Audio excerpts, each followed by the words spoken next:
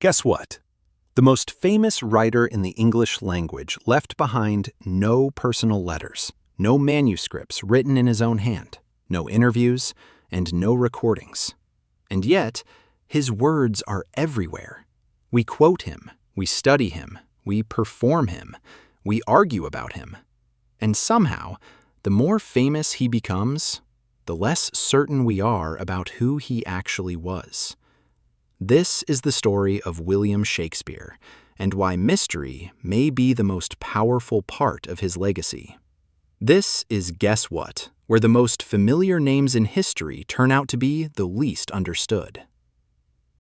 William Shakespeare was born in 1564 AD in the market town of Stratford-upon-Avon, England.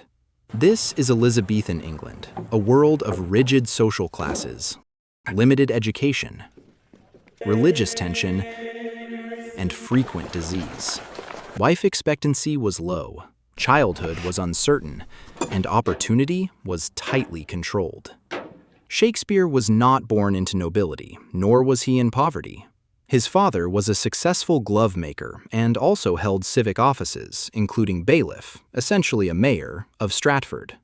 Comfortable at times, financially unstable at others. Either way, this likely gave William access to good schooling and exposure to local governance and legal language that later appears in his plays. Shakespeare never attended university, but that does not mean he was uneducated.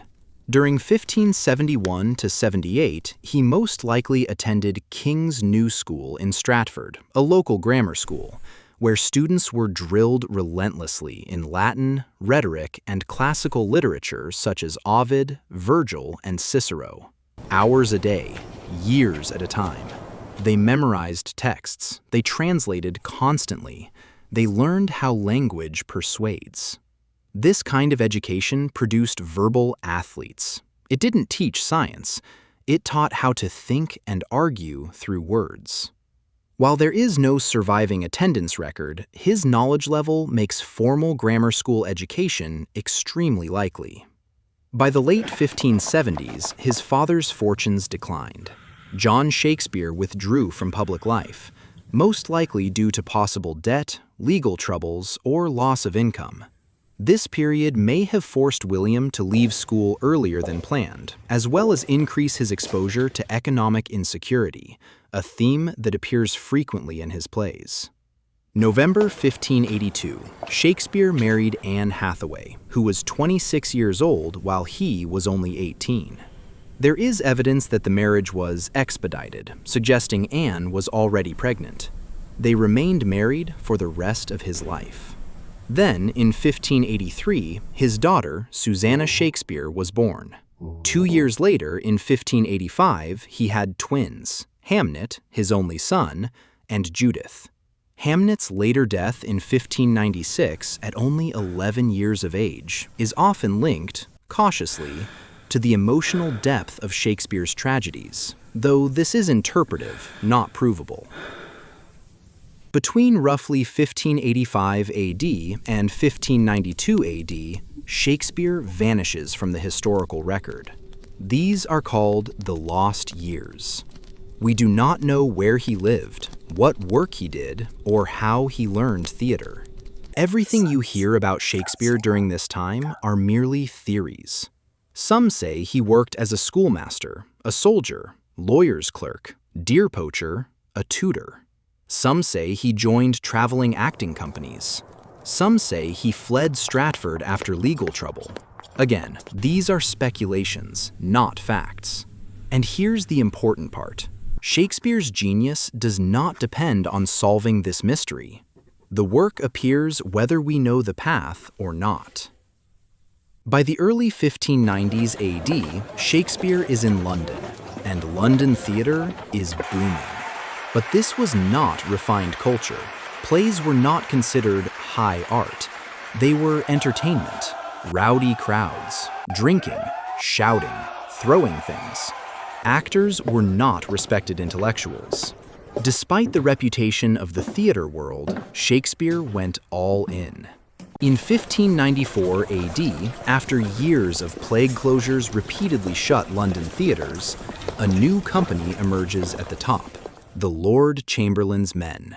Shakespeare had already garnered a solid reputation as a playwright and was accepted into the troupe as a sharer, not some disposable hire, but someone whose income is tied directly to the success of the company.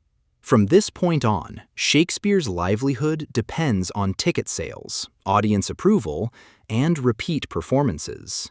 And he didn't just write, he acted in the plays. He stayed inside the machinery of production, learning how theaters make money, how performances are staged, how audiences behave when they're bored, and when they're hooked. Throughout the 1590s, while his reputation grows, Shakespeare operates as a working professional inside a commercial system. By 1597, he's successful enough to buy New Place, one of the largest houses in Stratford. By the end of the decade, he's positioned not just as a playwright, but as a man ready to invest in theater itself. In late 1598, the Lord Chamberlain's Men decided to build the Globe Theatre. They offered shares to key members of the group, including Shakespeare, who decided to invest.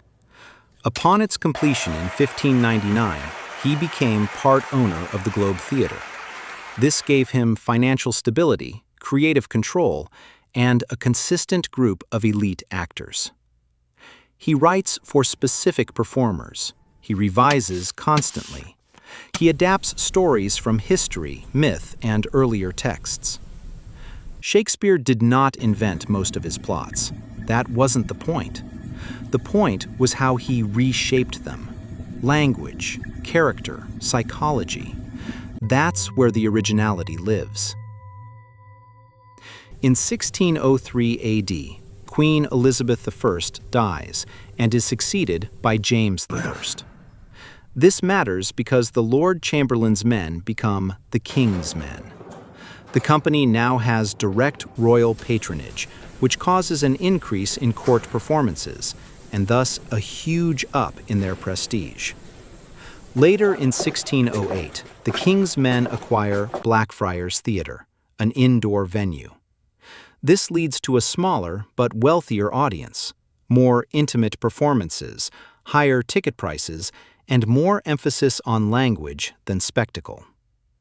There is a distinct difference in the tone of Shakespeare's later works, such as The Winter's Tale, Cymbeline, and The Tempest. They are less violent, more reflective, and concerned with time, loss, forgiveness, and reconciliation. Between 1610 to 1613 AD, Shakespeare writes less solo material and begins collaborating more with other playwrights. He also spends increasing time in Stratford, earning income from theater investments. Unlike many involved in the entertainment world today, there is no evidence of any scandal, exile, or burnout. By all accounts, it appears as if Shakespeare had a very successful and professional career as a playwright. On April 23, 1616 AD, William Shakespeare dies at the age of 52 in Stratford-upon-Avon. No dramatic final monologue, no grand farewell. Although it is unsure exactly how he passed, we do know that by the end, he was a wealthy and well-respected local landowner. He had left a detailed will and was buried in Holy Trinity Church in his hometown. His death passes without the global reverence we associate with him today.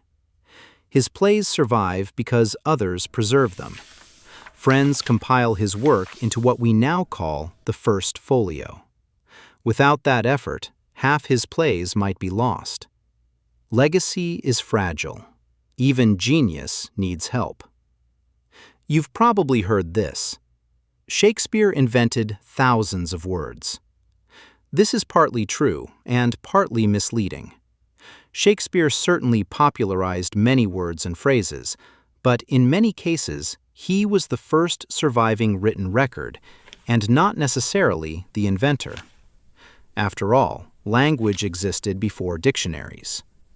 Still, there's no question that Shakespeare expanded how English could be used. He pushed verbs into nouns, nouns into verbs. He bent grammar to match emotion. He didn't follow rules, he tested them. Shakespeare survives because his characters feel real. They hesitate, they contradict themselves, they rationalize bad choices. Hamlet doesn't just think, he overthinks. Macbeth doesn't just want power, he argues with himself about it. Romeo and Juliet isn't a love story, it's a collision of impulse and consequence. These aren't medieval archetypes, they're recognizably human. That's why the plays translate across cultures and centuries. Now we need to address the big one, the claim that Shakespeare didn't write his own plays. This idea appears centuries later, not during his lifetime. It's fueled by class bias, discomfort with genius coming from outside elite circles, and a misunderstanding of Elizabethan education. There is no credible historical evidence that Shakespeare was a front for someone else. Contemporary writers referred to him as a playwright. He was known in his time. He was mocked, praised, and criticized as a writer. The conspiracy persists because mystery is seductive. But the evidence supports the simple explanation: a rose by any other name. Shakespeare didn't become Shakespeare overnight. His reputation grows slowly. Over time, his work became educational material, cultural shorthand, a benchmark. He isn't timeless because he's old. He's timeless because he understood people. That skill doesn't age. That's today's episode of Guess What? If you enjoyed walking carefully through history with me, hit subscribe, because next time, who knows what we'll uncover? Until then, stay curious, because to be or not be means nothing if you don't ask why.